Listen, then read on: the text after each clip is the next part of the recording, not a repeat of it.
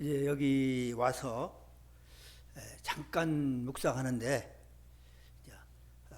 우리의 스승 되시는 박유선 목사님의 말씀이 생각이 났습니다. 그 말씀은 시편 19편에 있는 67절 말씀으로 고난 당하기 전에는 내가 그릇 행하였더니 이제는 주의 말씀을 지키나이다 한 그런 말씀입니다.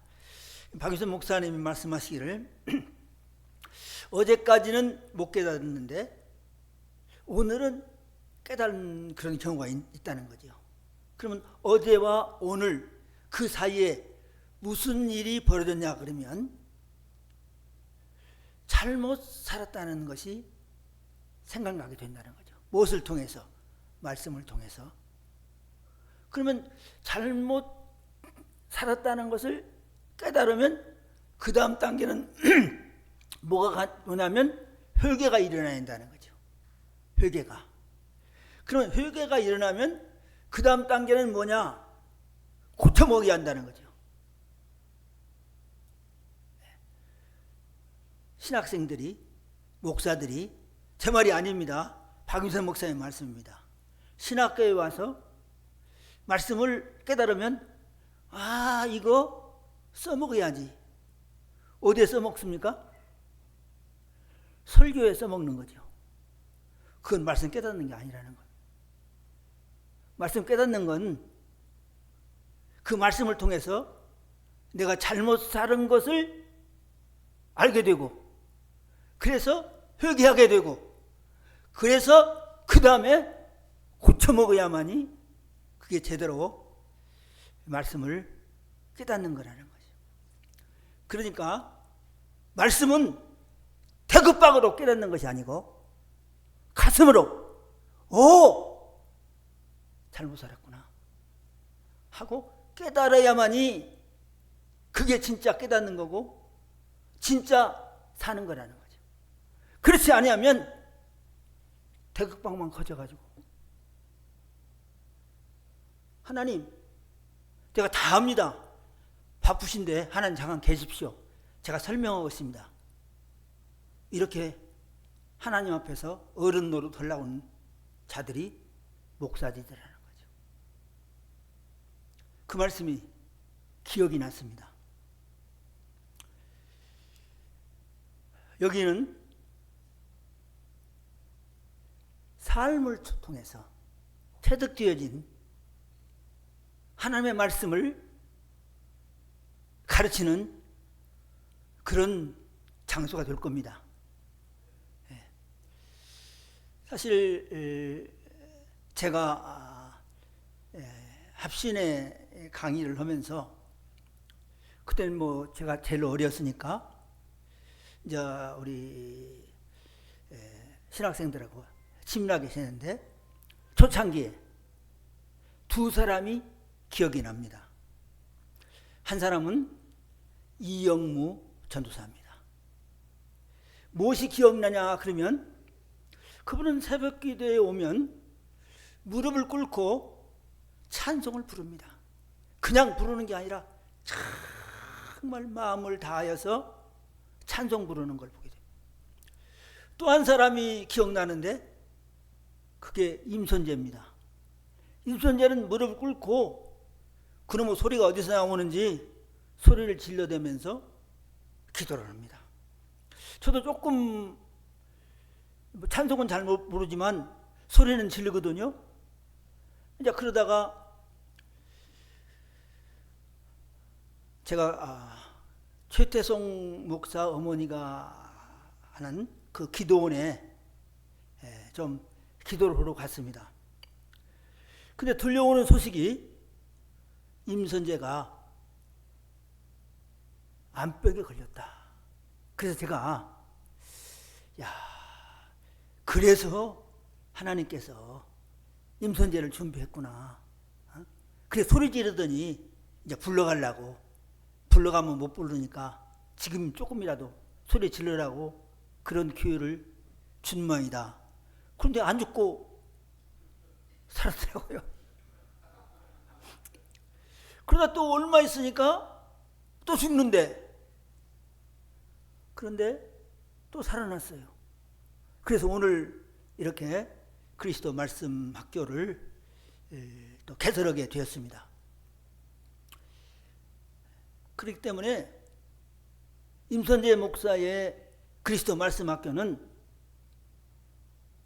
회개를 촉구하는 학교고, 삶이 변화되어진 것을 말하는 거지, 저분의 대급박에서 말씀을 전거하는 그런 말씀 학교는 아니라고 생각되어집니다.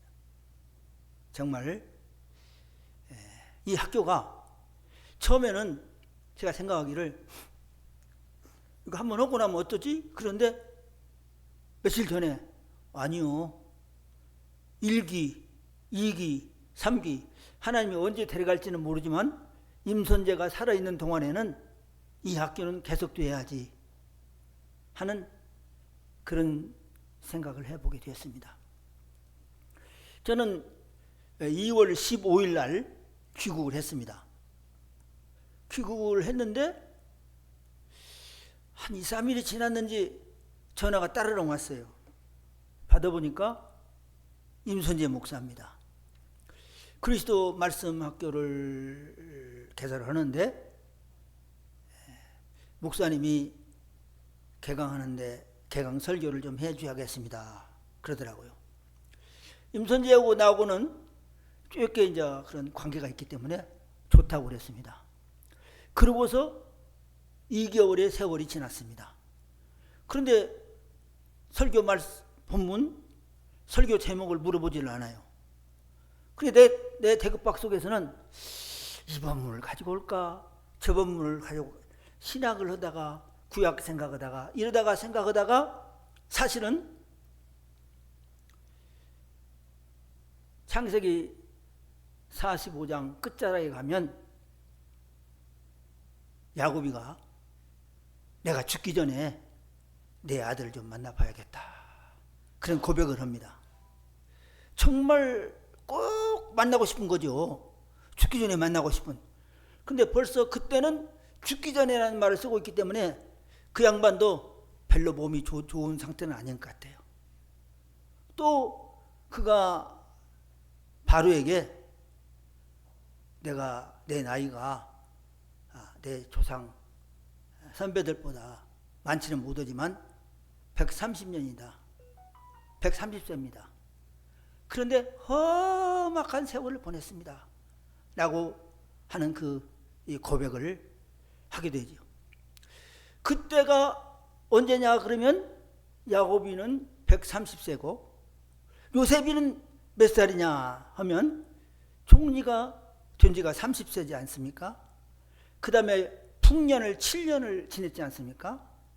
그 다음에 자기 형제들에게 앞으로 흉년이 5년 더 걸립니다 라는 것을 중심에서 계산해 보면 요셉이는 39입니다. 그것을 기점으로 해서 제가 맞는지는 안 맞는지 모르겠지만 앞뒤를 해서 보면은 야곱이가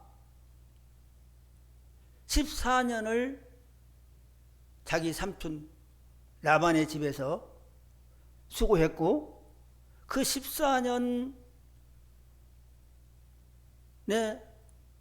마지막 부분에 요셉이를 낳았고 요셉이를 낳고 내가 돌아가겠습니다 라고 할 때 그냥 돌아가면 되냐, 너도 좀 뭘 벌어 가지고 가야지.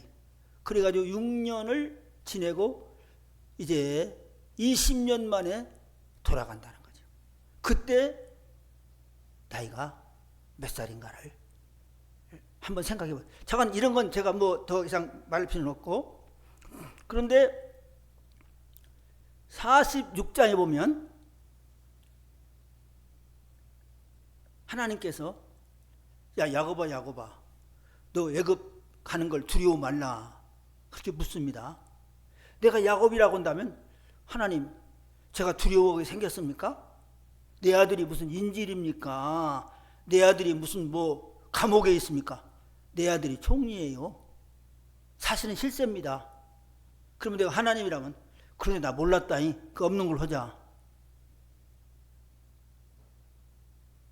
그렇게 말할 수밖에 없는데 분명히 야곱은 두려웠다는 거죠.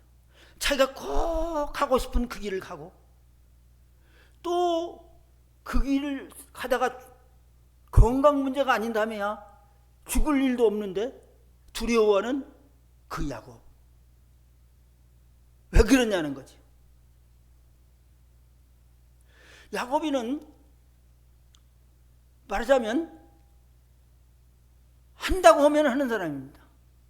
물론 야곱이가 살기 위해 죽지 않고 살기 위해서 한 일도 있죠. 우리가 살다 보면 꼭 하고 싶은 일이 있어서 합니다. 그런데도 못하기도 하죠. 어떤 경우에는 꼭 하고 싶은 것이 아니라 그렇게 안 하면 뒤지니까 안 죽으려고 그런 일을 하지 않아요. 아마 야곱의 일생도 어쩌면 하나님도 못 말리는 그런 삶을 살았던 자가 아니겠는가. 근데 45장 끝자락하고 46장을 보면 야곱에게 변화가 있었다. 어떤 변화가 있었느냐. 내가 살아가는 동안에 내가 꼭 하고 싶은 그런 일을 하는 것이 아니라 내가 꼭 해야 할 일을 하는 게 맞다고 하는 그런 깨달음을 그가 가졌고, 하나님은 130년을 통해서 그에게 그런 깨달음 준비를 시키고 그로 하여금 애굽에 가게 했고, 애굽에 가서 언젠가는 하나님께서 우리 조상 아브라함에게 말한 그 약속이 너희들 자녀들을 통해서 이루어질 것이라는 그런 말을 남기고, 그 귀한 말을 남기고 세상을 뜨게 되는 그런 것을 우리가 보게 되어집니다. 제가 무슨 말씀을 여러분과 함께 드리고 싶냐 그러면, 사실은 제가 사람들은 말은 않지만 나하고 비슷한 연령대는 저 친구 허풍 떨고 있네, 이제 그렇게 저를 보고, 어떤 후배들은 교수님 참 감동이 됩니다, 이렇게 이제 말을 하는. 그 말은 들었지만 허풍 떤다는 말은 못 들었습니다만은, 제가 어느 순간에 내가 신학을 다시 해야겠구나 하는 생각이 들었습니다. 그래서 제가 신학교를 하나 세웠습니다. 그 신학교는 그리스도 말씀 학교가 아니고 하나님의 신학교를 세웠습니다. 학생은 저 혼자. 제가 은퇴하고서 이제는 완전히 농부로 돌아가서 경상남도 남해에서 7, 8년을 살았습니다. 사람들이 이렇게 물어보진 않았지만 그렇게 묻는 것 같아요. 아니, 남해하고 무슨 연관이 있습니까? 없습니다. 부인하고 연관이 있습니까? 없습니다. 그러면 얼굴이 좀 묘해지면서 말은 않지만, 근데 뭐 때문에 와 살아? 내가 남해 그러면 해남이요 그럽니다. 왜? 목소리가 전라도 목소리니까 그제 그럽니다. 민족 화합을 위해 산다 어쩔래? 그러면 그 사람도 없고 나도 없고 이제 그러다가 몇 년 살다가 지금 당진에 와서 이렇게 살게 되었습니다. 그런데 나에게도 사명이 있다는 생각을 가지고 농부가 목사가 되려면 잘못된 생각인지 몰라도 신학 공부를 해야겠다 생각해서 1년은 아테네 가서 지내고 2년은 이스라엘에 지내기로 하고 사실 아테네에 갔습니다. 중간에 코로나가 터져가지고 세월이 길어져가지고 2월 15일 날 일단 귀국. 일단이라지 아니라 저는 이제 더 이상 갈 그런 것이 아닌 것 같은데, 그래서 아테네에서 내가 겪은 얘기를 해야 할까, 아니면 이스라엘 가서 겪은 얘기를 할까, 그러다가 돌고 돌다 보니까 이 본문이 나왔습니다. 사실은 무슨 임선재 목사가 분이엘 교회 담임 목사였기 때문에 이게 분이엘의 축복이라는 그런 제목은 나온 게 아닙니다. 그 나오고 난 뒤에 보니까 그렇지, 임선재 목사가 분이엘 교회 담임 목사였지, 이런 생각이 들어서 이제 오늘 또 이렇게 물어봤습니다.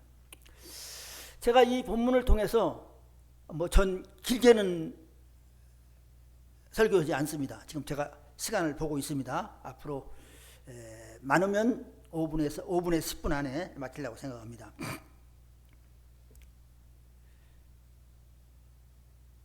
이 야고비의 이 본문을 가지고 야고비의 그 씨름하는 그 기도, 거기에 강을 좀 두고 있는데, 저는 그런 부분이 아니고 또 축복이라는 그 부분이 어떤 축복인가, 나는 그 축복에 맞춰서 말씀을 드리려고 생각합니다.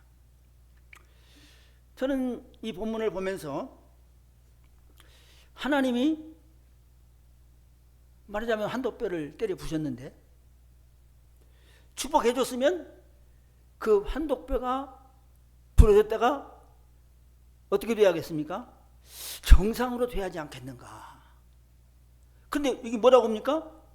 절었다고 그럽니다. 저런 것이 무슨 축복이냐? 그걸 완전히 보무도 당당하게 거래할 건데. 그런데 알고 보니까 축복이더라 이거예요. 왜? 에서가 혼자 왔습니까? 400명을 거느리고 왔습니다. 왔는데 야고비를 보면서 무슨 생각을 했겠냐? 내 생각이면 내 생각. 저런 거 두고 싸우려고 내가 400명 데리고 와? 저 병신하고? 하는 그런 생각과 더불어 측은한 생각이 들었고, 그 다음에 야고비가 형님 먼저 가십시오. 난 뒤에 따라가겠습니다. 그러면 내가 에서라고 온다면 뭐라고 했습니까? 야, 이 새끼야, 내가 전에도 너한테 속았는데 안 속아, 이 자식아. 가, 이 자식아, 따라와. 그럴 판인데 야곱의 말이 먹혀 들어갈 정도가 되었다는 거죠. 이게 축복이라는 거죠.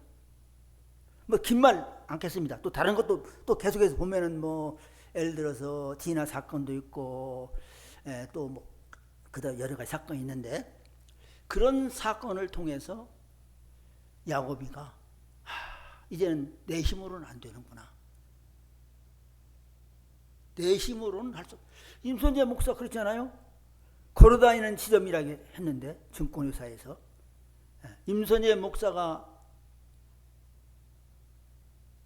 신학교에 들어온다고 하니까 지점장이 나는 어떻게 하고, 네가 떠나면 나는 어떻게 하고, 나는 너를 심려봐서 이제 조금 더 올라가려고 하는데 올라가지도 못하고, 그렇게 말했다는데 소리를 들었습니다. 그러나 임선재도 별 수가 없는 거예요. 이제 위도 없지, 이제 별 수 없이 이제 죽음만을 바라봐야 할 그런 임선재. 그런데 하나님은 그게 하나님께서 임선재에게 내리신 축복이라는 거죠. 사실 또 다른 측면에서 보면은 야고비가 죽었을 때 형제들이 뭐라고 그랬습니까? 야, 아버지가 살아있을 때는 그래도 요셉이가 우리에게 손을 안 봤지만 아버지가 죽은 뒤에 우리 손 보는 거 아니냐 하면서 아버지가 우리를 이렇게 했으니 너도 우리에게 손 보지 말라고 그랬잖아요. 그런데 요셉이가 뭐라고 그랬습니까? 무슨 말을 그렇게 해요? 하면서 자기가 그 형들, 또 물론 자기가 낳은 자기 아들이 낳은 자녀들을 돌보는데 거의 50몇 년을 돌보다가 가게 된 겁니다. 또 재밌는 것은 하나님이 아브라함에게 15장에 13절 14절에서 내 자손이 이방에 객이 되어서 그들을 섬기겠고, 그러다가 징치하고 있다가 돌아올 때는 쫄딱 망해가지고 돌아오는 것이 아니라 큰 재물을 가지고 온다고 그랬는데, 그 일의 시작이 글쎄 나는 잘 모르겠어요. 물론 살아있으니까 얘기했겠죠. 그 유대인들의 그 특성상. 그러나 성경에는 아브라함에게 얘기하고 이삭을 건너뛰어서 야곱에게 얘기했고, 야곱을 말한 그것은 요셉에게는 말하지 않았고, 하나님은 직접 말하지 않고 야곱이를 통해서 요셉에게. 그래서 그 야곱이는 정말 다음 세대에 소망을 심어주는 그런 일을 하지 않았는가 하는 생각을 해봅니다. 이것이, 이 기점이 어디에 있느냐? 야국강 나루터.